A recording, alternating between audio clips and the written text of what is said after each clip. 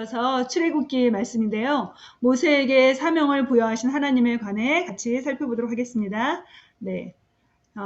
만약 하나님께서 오늘이 내 인생의 마지막 날이라고 말씀하신다면 여러분은 무엇라고 대답하시겠습니까? 네. 이제 살 만큼 살았으니까 천국에 가게 해주세요. 그렇게 받아들이겠습니까?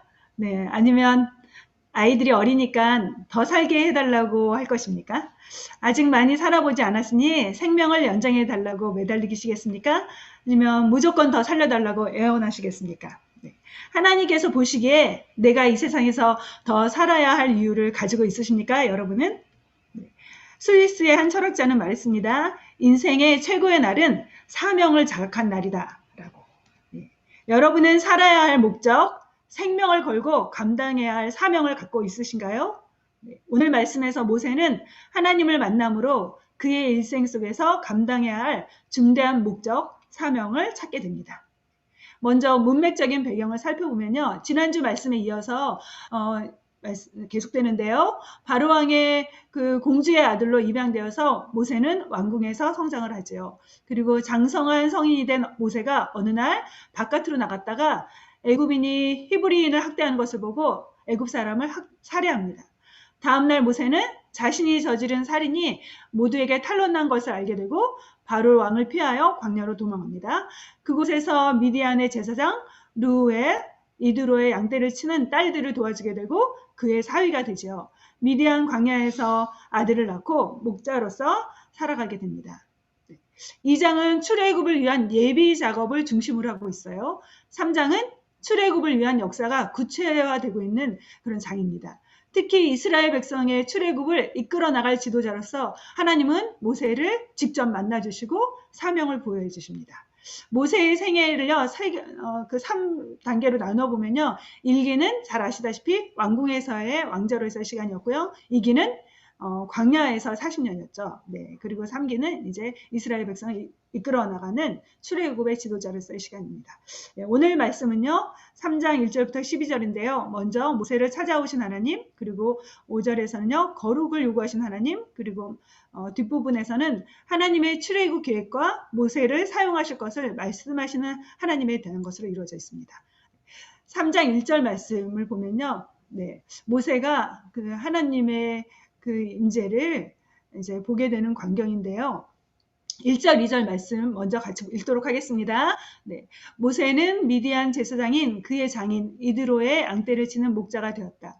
그가 양떼를 몰고 광야를 지나서 하나님의 산 호렙으로 갔을 때 거기에서 주님의 천사가 떨기 가운데서 있는 불꽃으로 그에게 나타났다. 네, 제가 이거 표준 세번역을 해가지고요. 여러분의 성경하고 같지 않을 텐데 조금이라도 쉽게 이해하도록 표준 세번역을 이번에 넣었습니다. 예, 모세는 양을 치다가 하나님의 산 호렙에 이르게 되죠. 그곳에서 떨기나무에 불이 붙었으나 사라지지 않는 특이한 광경을 목격하게 됩니다. 하나님이 떨기나무 불꽃 가운데 임재하셔서 모세를 만나주시는 장면이죠. 이때 모세는 자신의 이름을 부르시는 하나님을 만나게 됩니다. 하나님이 우리를 만나주시는 방법은요, 참 다양할 수 있죠. 네, 여러분 각각 다양하게 주님을 만났을 거예요. 어떤 사람은 말씀을 듣고 배우다가 깨달음과 함께 믿음이 생겨나는 분도 계실 거예요. 또 어떤 분들은 어려서부터 저처럼 모태신앙인 분들은 교회에 다니다가 자연스럽게 믿음이 생기기도 하죠. 또는 누군가가 예수님을 전해서 믿게 된 경우도 있을 거예요. 주님을 만나는 체험은 각기 다양하죠. 그런데요, 어떻게 주님을 알게 되었든지 상관없이 분명한 것은 주님과의 만남은 집단으로 이루어지지 않고 개별적으로 이루어지죠. 우스갯소리가 있죠. 남편 없는 믿음 없는 남편들이 믿음 좋은 아내의 옷자락을 잡고 천국에 가겠노라고 그런 말을 들은 적이 있어요. 천국은 그런데 그렇게 가는 곳이 아니죠. 예수님과의 개별적이고 인격적인 만남, 주님을 개인적으로 받아들이는 신앙 고백과 믿음을 가진 자들이 거하게 될 곳이 천국이에요. 주님과의 개인적이며 인격적인 만남을 가진 자들을 그리스도인이라고 부릅니다. 하나님은 예수님을 만난 한 사람 한 사람, 그들과 인격적인 관계를 맺으시며 그들에게 사명을 주십니다. 기독교는 사람이 하나님을 찾아 나서는 종교가 아니에요. 하나님이 찾아오시는 종교이죠. 하나님은 거룩하시고 영광스러우시며 높고 위대하신 분이시죠. 감히 우리가 찾아 나선다고 만나줄 수 있는 그런 분이 아니세요. 그런데 거룩하시고 위대하신 하나님이 우리를 찾아오시죠. 우리를 만나기를 기뻐하시고 때로는 우리가 만날 준비가 될 때까지 기다리세요. 그리고 가장 적절한 때에 찾아오십니다.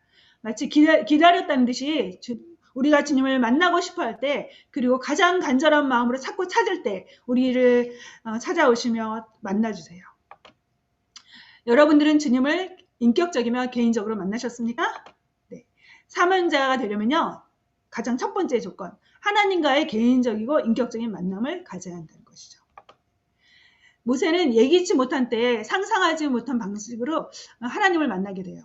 하나님은 타오르는 불, 그러나 사라지지 않는 불 가운데서, 그 떨기나무 가운데서 모세를 찾아오셨습니다. 이때 모세는 왕자로서 살던 때와는 달리 아무도 관심을 가져주지 않던 무명의 목자로 살아갈 때였어요. 아마도 그는 다른 사람들은 잊었을지라도 자기 내면 안에 마음 깊은 곳에서 살인자이며 도망자로서 죄책감에 시달리면서 남몰래 고통스러워할 때였을지도 몰라요. 뜨거운 사막의 기운이 몰아치는 광야에서 먼지를 뒤집어 쓴 채 양을 치던, 그래서 자신의 삶에 대해서 실패자요, 더 이상 어떠한 새로운 기대조차 하지 못하던 때에 하나님은 모세를 찾아오셨습니다. 왕자의 신분으로 있을 때 하나님이 만나주시고 사명을 주셨다면 그가 가진 권력과 부, 명성을 사용해서 더 많은 일들을 하나님을 위해서 하지 않았을까요? 그런데 하나님은 모세가 화려한 왕자의 의복을 입지 않은 그때, 그 누구도 알아주지 않는 미천한 신분의 목자로 살아갈 때 찾아오셨어요. 왜 그러셨을까요? 왜 그런 시점에서 사명을 주실까요? 이집트 왕궁에서 명마를 타고 근사한 왕자로서의 위엄을 갖추었을 때 찾아오셔서 사명을 맡기셨으면 좋았을 텐데 말이에요. 하나님의 부르심은 외적인 조건에 영향을 받지 않으시지요. 예수님도 이 땅에 계실 때에 제자들로 선택한 사람들은 대부분 외적인 조건으로 볼 때에는 내세울 만한 것이 별로 없는 사람들이었어요. 제자들은 정치와 경제, 종교, 문화의 중심지였던 예루살렘 출신이 아닌 북쪽 지역의 갈릴리 출신이 대다수였어요. 그들은 대단한 학력도 없었고 가문도 힘을 갖지 못한 변두리 지역의 출신이었죠. 왜 그러한 자들을 예수님은 선택해서 제자로 세우셨을까요? 인간적으로 볼 때에는 별 볼 일 없지만 하나님의 뜻에 순종할 수 있는 겸손한 자들이었기 때문에 예수님은 그들을 불러 사도로 삼으신 거죠. 마찬가지로 왕궁에 있는 왕자들은 자신이 가진 힘과 권력으로 인해 머리를 숙이지 않고 주님의 명령에 잘 따르지 않죠. 그래서 왕자로서의 신분에 있을 때 모세를 부르지 않으시고 광야에 이름 없는 목자로 살아갈 때, 즉 자신의 무능함을 인정할 만큼 겸손할 때 모세를 부르신 거죠. 하나님은 누구에게 사명을 주실까요? 자신의 무능함을 인정하는 겸손한 자에게 사명을 주십니다. 포로로 잡혀간 다니엘과 느헤미야를 사용하시는 하나님의 간에 한번 떠올려보죠. 하나님은 왕들, 느부갓네살 왕이나 아닥사스다 왕 같은 그런 왕들에게 친히 나타나셔서 하나님의 사명을 맡기지 않으셨어요. 오히려 술 맡은 관원인 느헤미야, 그리고 포로 출신인 젊은 다니엘을 사용하셨죠. 왕들은 가진 것이 너무 많아서 하나님을 필요로 하지도 않고요, 하나님을 인정하지도 않기에 하나님은 왕들을 주로 사용하지 않으세요. 나라를 잃고 힘없는 마치 노예와 같은 포로들, 하나님 외에 아무것도 의지할 것 없는 사람들, 그래서 낮아진 마음에 겸손한 사람들을 세워 하나님은 하나님의 일을 수행하게 하시죠. 두 번째, 하나님께서 모세를 만나주신 시점은요, 모세가 일상의 생활에 충실하게 살아가던 어느 한날이었어요. 1절 말씀 같이 읽어보겠습니다.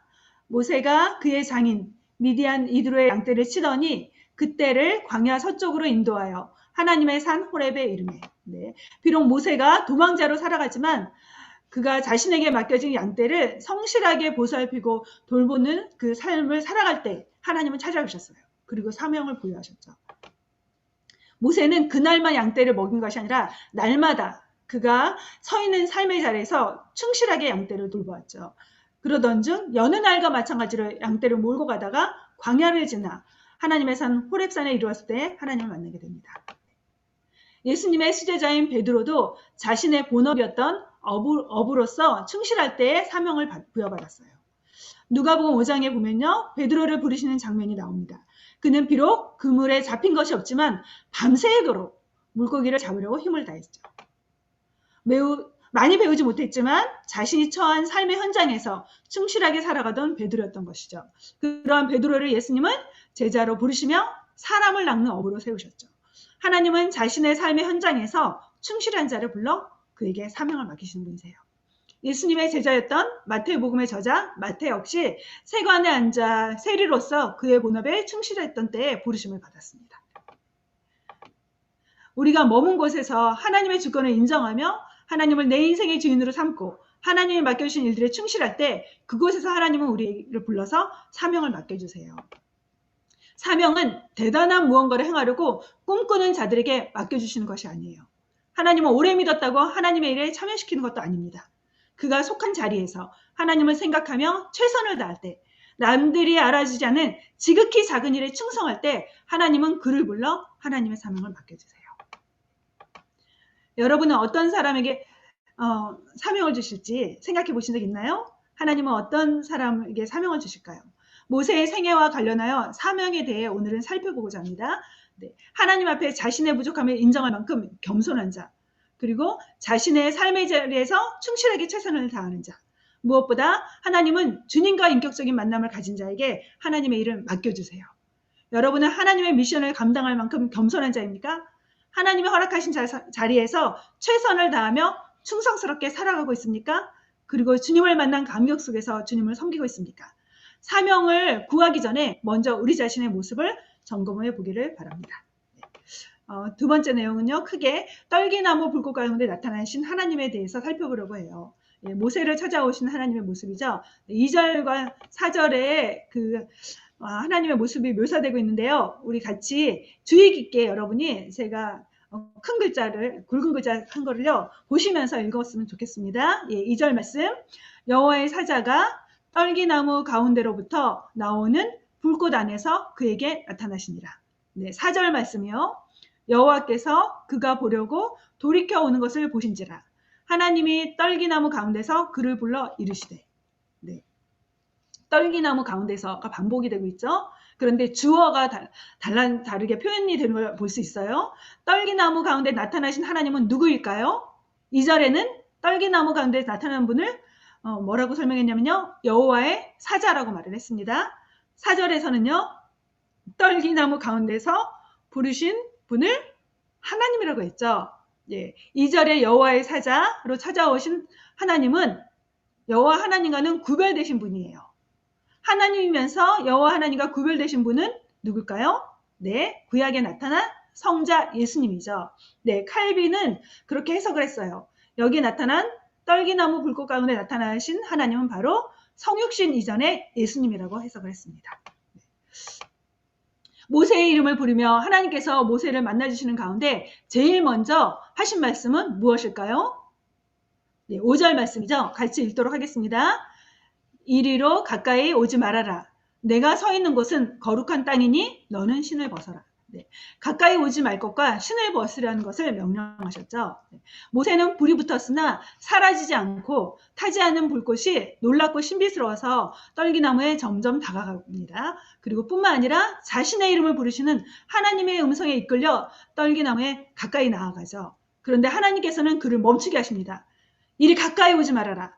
그리고 신발을 벗어라. 왜 하나님은 부르시면서 가까이 오지 말라고 하셨을까요? 그리고 신을 벗으라고 명령하셨을까요? 하나님께서 모세를 만나주신 곳은 호렙산이었죠.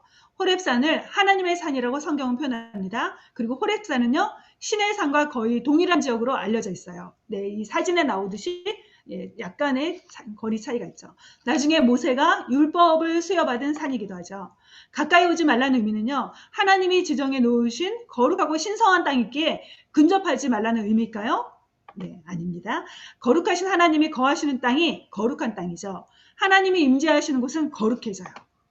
거룩한 땅이란 교회나 성전이 있는 건물만을 의미하지 않죠. 물론 성막과 같이 하나님이 구별해 놓으신 장소가 있습니다. 그러나 하나님의 임재를 느끼며 하나님을 섬기는 마음으로 말씀에 순종하며 살아가는 그곳이 거룩한 땅이 될 수 있죠. 하나님은 우리가 발을 딛고 머물러 있는 곳이 거룩한 땅으로 확장되길 원하세요. 사실상 하나님이 거하시지 않는 곳은 아무것도 없죠. 하나님은 온 세상의 주인이시며 온 세상을 통치하는 분이기 때문이에요. 내 발에서 신을 벗으라는 의미는 무엇일까요? 네, 죄로부터의 단절을 의미하죠. 고대의 근동은요, 먼지가 많은 지역이었어요. 그래서 신발에는 먼지와 갖가지 더러운 것들, 그리고 오물들이 묻기 십상이었죠. 네, 오늘날도 그렇죠. 특히 당시의 신발이란 개념에는요, 내적인 성품, 그리고 외적인 행동을 총체적으로 상징하는 의미가 담겨 있었어요. 전인격적으로, 전 존재적으로 더러운 죄악을 끊어야 거룩하신 하나님을 만날 수 있다는 의미이죠. 하나님을 만나는 자들에게 하나님은 언제나 요구하시는 것이 있습니다. 거룩함입니다. 거룩하신 하나님을 만나기 위해, 그리고 하나님이 맡겨주신 사명을 감당하기 위해서 영혼을 더럽히는 죄와 더러움을 먼저 처리해야만 한다는 것이죠. 거룩하신 하나님 앞에 죄인이 인간이 섰을 때 자신의 더러움이 밝히 드러납니다. 마치 어두운 가운데 있을 때에는 그곳이 얼마나 더러운지, 얼마나 오염되어 있는지 잘 보이지 않다가 밝은 빛을 비추면 모든 것이 드러나는 것과 같습니다. 따라서 거룩하시고 빛되신 하나님께 쓰임 받으려면 반드시 먼저 죄를 처리하고 해결해야만 합니다. 정결하고 깨끗해지지 않으면 하나님은 그런 사람을 사용할 수 없죠. 더러운 그릇을 사용할 수 없듯이 말입니다. 하나님은 그의 백성들에게 내가 거룩하니 너희도 거룩하라고 명령하십니다. 율법을 통해 이스라엘 백성들을 향한 하나님의 요구가 거룩임을 명시하셨죠. 율법은 거룩을 향한 하나님의 기대가 담겨져 있는 책이에요. 613가지의 율법의 조항은 이방 민족들과 구별된 하나님의 백성의 생활 방식이 거룩임을 보여주고 있습니다. 에덴 동산에서 아담과 하와가 죄를 지은 이후 인간은 거룩하신 하나님 앞에 나갈 수 없는 존재가 되었어요. 하나님과의 관계가 단절이 된 거죠. 그런 하나님과의 관계를 회복하려면, 더 나아가 하나님의 종으로 쓰임받으려면 반드시 죄를 끊는 단절, 죄악과의 단절이 필요합니다. 예수님은 자신의 몸을 찢기심으로 인류의 죄악을 담당하시고 죄에 매여 있는 죄의 노예에 있는 인간을 죄악으로부터 끊어지게 하셨죠. 예수 그리스도의 십자가의 피는 죄를 끊고 거룩한 삶을 살게 하는 원동력입니다. 요한일서 1장 7절에서 말씀하고 있습니다. 그 아들 예수의 피가 우리를 모든 죄에서 깨끗하게 하실 것이요. 다시 앞의 내용과 연결해서 모세에게 나타나신 예수님은 불꽃 가운데 임하셨습니다. 그리고 타오르지만 사라지지 않는 불꽃 속에 임재하셨어요. 보통의 불꽃은 어떻죠? 타오르면요, 주변의 모든 것을 태워버려요. 그래서 소멸시켜버리죠. 그러나 예수님의 불꽃은 타오르지만 사라지지 않는 불로 나타나셨죠. 성경에서 불꽃은 일반적으로 더러움을 정결케 하는데 사용되는 하나님의 거룩한 도구이며, 또 믿는 자들에게는 연단의 의미를 지니고 있습니다. 동시에 성령께서 임하실 때 나타나는 현상이기도 있죠. 바람처럼 불처럼 임하셨죠. 그리고 불신자들에게는 공의로운 심판을 의미하기도 합니다. 예수님께서 임하신 떨기나무의 불꽃은 죄악을 태우지만 사람을 태우지는 않는 불, 더러움을 태우지만 영혼을 태우지는 않는 불이었어요. 구약시대에 죄악을 해결하기 위해 짐승들이 제단에서 태워졌죠. 불살라졌죠. 신약시대에 인류의 죄를 대속하기 위해 하나님의 어린 영으로 오신 예수님은 십자가 위에서 태워지실 거예요. 따라서 불꽃 속에 나타나신 예수님은 미래에 있을 십자가 사건을 미리 상징적으로 보여준 그림자와 같은 거죠. 모세는 이 불꽃의 예수님을 마주하면서 자신 안에 있던 더러움이 태워지고 제거되었을 거예요. 마치 우리의 모든 죄가 십자가에서 제거되듯이, 그리하여 하나님을 마주하며 대화하는 존재로 모세는 세워질 수 있었던 것이죠. 또한 그가 경험한 불은 그의 영혼에 사명자로서의 새로운 불을 타오르게 한 불이었습니다. 주님의 일을 감당하는 사명자가 되기 원하십니까? 여러분의 심령이 예수님의 십자가를 마주해야 할 것입니다. 그리고 보혈의 피로 깨끗게 되어지는 은혜를 맛보아야 할 것이에요. 하나님이 요구하시는 거룩은 십자가를 통해서만 이루어질 수 있습니다. 그리고 우리의 더러움을 태우시지만 우리 영혼을 살리는 떨기나무 불꽃 가운데 임하신 예수님을 깊이 만남으로 거룩게 되고 사명의 불을 받게 되는 여러분이 되시기를 기도합니다. 사명을 거부한 이유. 모세는 왜 하나님의 부르심을 받았음에도 불구하고 거듭 거부할까요? 왜 그랬을까요? 6절과 13절, 22절을 보면요. 하나님 스스로를 모세에게 알려주신 것을 볼 수 있어요. 그렇다면 모세가 아는 하나님은 어떤 하나님이었을까요? 우리는 모세가 우리와 같이 하나님에 대한 지식이 풍성했을 것이라고 오해할 수 있어요. 그러나 모세 시대에 성경이 있었을까요? 우리에게는 하나님 알 수 있는 경전인 성경이 있습니다. 그러나 모세가 하나님을 만나던 당시에는 글로 기록된 성경은 한 권도 없었죠. 성경의 첫 번째 책인 창세기는 모세가 기록하지 않았습니까? 그래서 따라서 모세나 이스라엘 백성들은 하나님에 대한 지식을 입에서 입으로 전해지는 내용에 의존하거나 하나님의 직접적인 나타나심에 의존해야만 했죠. 우리 하나님이 모세를 향한 사명을 부여하셨을 때 모세는 5번에 걸쳐서 부르심을 거부합니다. 모세가 하나님 향해 변명한 이유들은요. 네, 이스라엘 백성들이 자신을 믿지 않을 것이다. 자신을 지도자로서 받아들이지 않을 것이다. 라는 이유를 댔고요. 그리고 나는 입이 뻣뻣하고 어눌해서 말을 잘 못합니다. 그렇게 변명을 했고요. 또 내가 무엇이간데 이스라엘 백성을 인도합니까? 하면서 여러 가지 핑계를 대는 걸 볼 수 있죠. 그러나 사실상 근본적인 이유가 무엇인지 아세요? 그가 하나님을 알지 못했기 때문이었어요. 모세가 하나님이 어떤 분인지 제대로 알았다면 아무것도 문제가 되지 않았을 거예요. 그가 무능하고 말을 잘 못할지라도 하나님이 그의 입과 함께 하셔서 할 말을 주시기만 한다면 그는 능히 감당할 수 있기 때문이죠. 사실 하나님의 부르심 앞에 얼마만큼 자신의 언변이 능숙한가, 뛰어난가, 혹은 어눌한가는 아무런 문제가 되지 않습니다. 또한 전능하신 하나님이 그와 함께 하셔서 도우시기만 한다면 이스라엘 백성들은 그를 지도자로 따를 것이에요. 하나님이 그와 함께 하셔서 창조자 하나님의 능력으로 그를 세우시기만 한다면 사람들은 그의 리더십을 따라올 것이기 때문이죠. 모세에게 있어서 사명을 받아들이지 못하게 한 것은 하나님에 대한 바른 알미 결여되었기 때문이었죠. 역으로 사명을 감당하기 위해 필요한 것은 하나님을 아는 지식임을 우리에게 보여주고 있습니다. 모세의 하나님에 대한 이해는 조상들에게 나타나 역사하신 하나님에 관해 들은 게 전부였죠. 하나님에 대한 지식 결여가 사명을 거부하게 만든 모세의 근본적인 문제였어요. 여기서 지식이란요, 단순히 지적으로 아는 것을 의미하지 않아요. 함께 동침해서 같이 살면서 경험적으로 아는 것을 의미합니다. 알다라는 히브리어 단어는 야다라는 단어인데요. 이 뜻은 부부가 함께 동침해서 경험해서 알게 되는 그런 알을 의미합니다. 아직 하나님에 대해 온전히 알지 못하며 경험하지 못한 모세에게 하나님은 자신을 알려주시죠. 하나님께서 자신을 드러내 주심으로 알게 하시는 것, 그것이 바로 계시입니다. 지팡이를 뱀에 던져 뱀이 되게 하고 그 다음에 뱀을 잡자 다시 지팡이게 되게 하는 이적, 그리고 손에 나병이 들었다가 다시 고침받는 사건은요, 하나님이 어떠한 분인지 알려주신 사건이었어요. 모세를 부르신 하나님이 전능하신 분인 것을 보여준 사건이며 그 능력의 하나님이 모세를 부르셨음을 깨우쳐 주신 것이죠. 출애굽을 하기 전에 하나님께서 모세로 하여금 바로왕 앞에 10가지 재앙을 행하게 하시죠. 예, 이제 나올 내용들인데요. 바로왕의 강팍함으로 인해서, 완고함으로 인해서 하나님께서 재앙을 내리셔서 이스라엘 백성을 내보내게 하셨죠. 그렇지만 곰곰이 생각해 보면요, 하나님께서 굳이 10가지 재앙을 내리지 않고 처음부터 장자를 죽이는 재앙을 내리심으로 출애굽을 하게 하실 수도 있었을 거예요.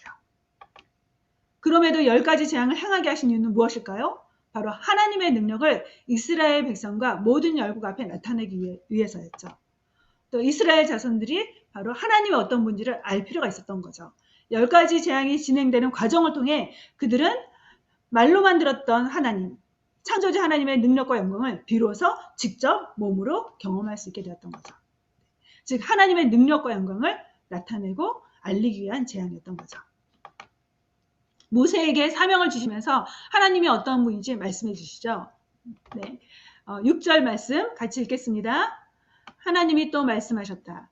나는 너의 조상의 하나님, 곧 아브라함의 하나님, 이삭의 하나님, 야곱의 하나님이다. 모세는 하나님을 뵙기가 두려워서 얼굴을 가렸다. 네, 하나님께서 하나님을 어떻게 나타내 주시냐면요, 아브라함의 하나님, 이삭의 하나님, 야곱의 하나님으로 드러내 주시죠. 그렇다면 야곱의 하나님, 아브라함의 하나님, 이삭의 하나님이란 어떤 하나님일까요? 네, 성경 전체의 주제와 연결되죠. 그들의 조상들과 언약을 맺으신 하나님을 의미하죠. 동시에 하나님은 그 언약을 잊지 않고 계시고 그 언약을 지키기 위해서 일하시는 분인 것을 상기시켜주는 표현이죠. 지금 이스라엘 백성을 애굽에서 탈출하게 하시는 것도 바로 그 언약 때문임을, 그리고 그 언약을 이행하여 이스라엘 자손을 반드시 해방시키실 것을 말씀하고 계신 겁니다. 하나님께서 모세의 요청대로 14절과 15절에서 하나님의 이름을 알려주고 계세요. 고대 세계에서 이름이란 존재의 본질과 그리고 존재의 모든 활동, 그리고 신분, 가문, 지위 등 생애 전반을 반영하는 것이었어요. 예를 들면 왕이 사신을 발견할 때 자신의 이름이 적힌 편지나 도장을 함께 보내어 위임받은 자임을 드러내곤 했습니다. 하나님의 이름은 하나님이 누구인지 하나님 자신의 정체와 본질을 드러내는 거죠. 하나님께서 알려주신 이름은요, 네, 스스로 있는 자, 즉 자존자라는 이름이었죠. 네, 여기서 스스로 있는 자란요, 영어로 I am that I am, 나는 나다라는 의미죠. 네, 그 히브리어로는 예흐바, YHWH 이 모음만 있는데요. 자음을 아도나이 자음과 섞어서 여호와, 야훼 이렇게 부르고 있습니다. 네, 이 I am that I am이라는 의미는요. 무한하시고 초월적인 존재이신 하나님을 인간의 유한하고 제한된 언어, 그리고 그 어떤 언어로도 표현할 수 없어서 사용하신 그런 개념이에요. 엄마가 어디 나갔다가 돌아오면서 배를 누르면서 아이들에게 답변하는 말과 같아요. 아이들이 집에 돌아온 엄마한테 누구세요? 하고 물으면 엄마는 뭐라고 대답할까요? 나는 누구누구야 하고 이름을 말하지 않죠. 나야 이렇게 말을 하죠.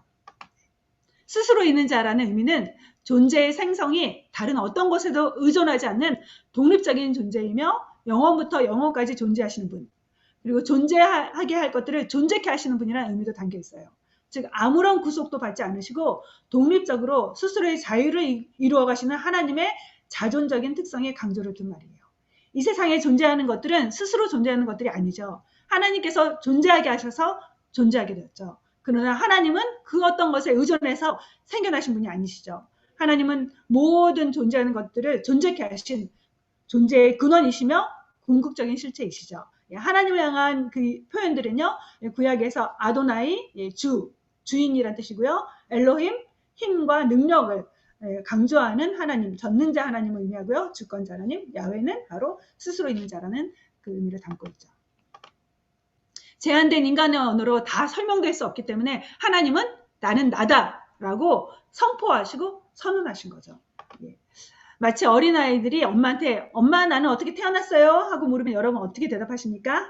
예, 3살짜리 아이한테 복잡한 생명의 원리를 설명하지 못하죠. 그냥 간단하게 하나님이 선물로 주셨어 라고 예, 핵심만 말한 것 같죠.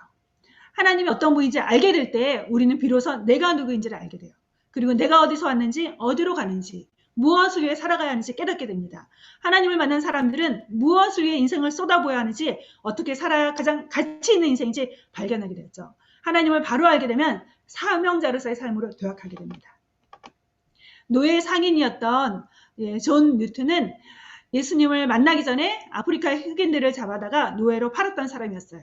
노예 상선의 선장이었던 그가 어느 날 폭풍 속에서 주님을 만나게 됩니다. 그리고 과거의 지은 죄에 대해서 가책을 느끼고 회개하며 죄악된 삶을 청산하게 돼요. 그리고 그는 속지 않은 마음으로 목회자가 돼서 사명을 감당하며 삽니다. 그가 지은 찬양, 많은 사람들이 가장 좋아하는 찬양이죠. Amazing Grace, 나 같은 죄인 살리신 그 찬양을 그가 작곡했죠.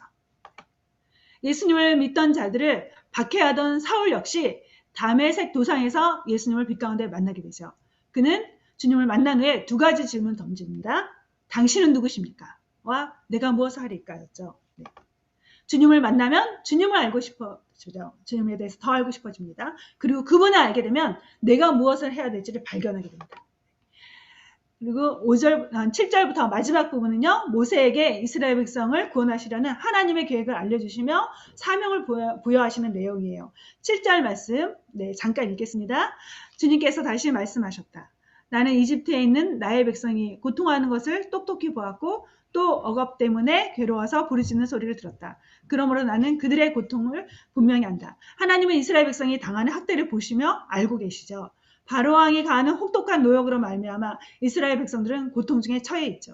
하나님은 이스라엘 백성들이 괴로운 가운데 부르짖는 기도를 듣고 계시죠. 출애굽의 필요성을 하나님 모세에게 거듭 말씀하고 계세요. 사명이란 무엇일까요? 내가 만들어내는 것이 아니죠. 하나님으로부터 오는 것이죠. 나를 만드시고 나를 가장 잘 아시는 하나님께서 내가 무엇을 해야 할지 알려주시는 것이죠. 내게 은사와 재능, 소질과 장점, 기질과 성향까지도 다 하시는 하나님이 나를 통해 하시고자 하는 일이 바로 사명입니다. 또한 사명은 하나님이 하시려는 일에 참여함으로 쓰임받게 되는 거죠. 하나님이 이스라엘 백성을 구원하시려는 그 계획에 참여함으로 쓰임받게 되는 것. 그것이 바로 모세의 사명이었죠. 모든 사물의 존재 목적은 그것을 만든 자가 부여해요. 토기장이가 만든 여러 물품들이 있다면 그 물건의 용도와 목적은 토기장이가 부여하죠. 셀폰을 만든 사람이 셀폰의 목적과 사용 방법을 가장 잘 알려줄 수 있는 것과 마찬가지예요. 하나님은 우리를 만드셨기 때문에 우리 각자를 향한 계획과 뜻, 목적을 가장 잘 알고 계십니다. 사도 바울을 향해 이방인을 위한 나의 택한 그릇이라고 하나님 말씀하셨죠. 선지자들도 주께서 찾아가셔서 사명을 부여하셨어요. 아모스는 뽕나무를 재배하던 자인데 하나님의 메시지를 전달하는 선지자로 세워주셨죠. 사명이란 무엇일까요? 네, 목숨을 걸고 해야 할 일을 뜻합니다. 바울 사도는 다음과 같이 말했어요. 네, 같이 읽겠습니다. 사도행전 20장 24절 말씀이요. 내가 달려갈 길과 주 예수께 받은 사명, 곧 하나님의 은혜의 복음을 증언한 일을 마치려 하면은 나의 생명조차 조금도 귀한 것으로 여기지 아니하노라. 네, 목숨을 걸고 감당해야 되는 하나님 맡겨주신 임무, 그것이 바로 사명이죠. 언젠가 주님 앞에 섰을 때 맡겨주신 사명을 다 감당한 자로서 칭찬받게 되는 삶을 살길 하나님은 원하세요.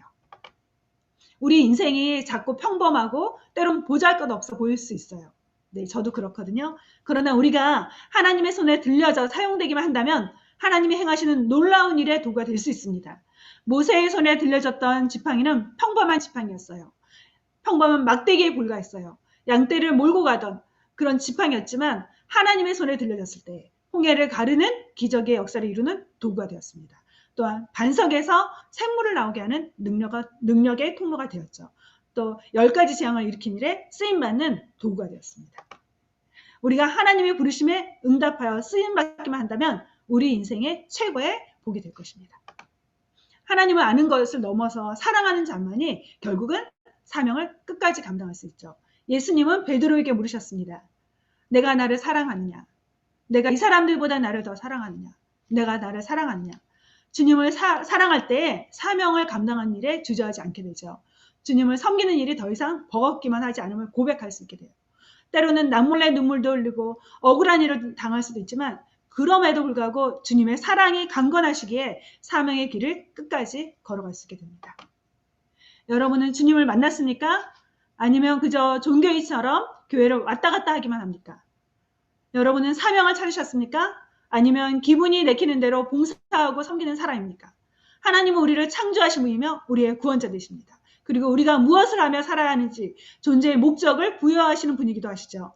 단순히 편안하게 살아가는 것이 인생의 목적이 아닌 우리의 주인이시며 창조주 되신 주께서 원하시는 그 일, 사명을 찾고 그 안에서 나 자신을 드림으로 쓰임받는 인생이 되기를 주님의 이름으로 기원합니다. 그렇게 하려면요, 먼저 하나님을 알기를 힘써야 됩니다. 그리고 거룩해져야 되죠.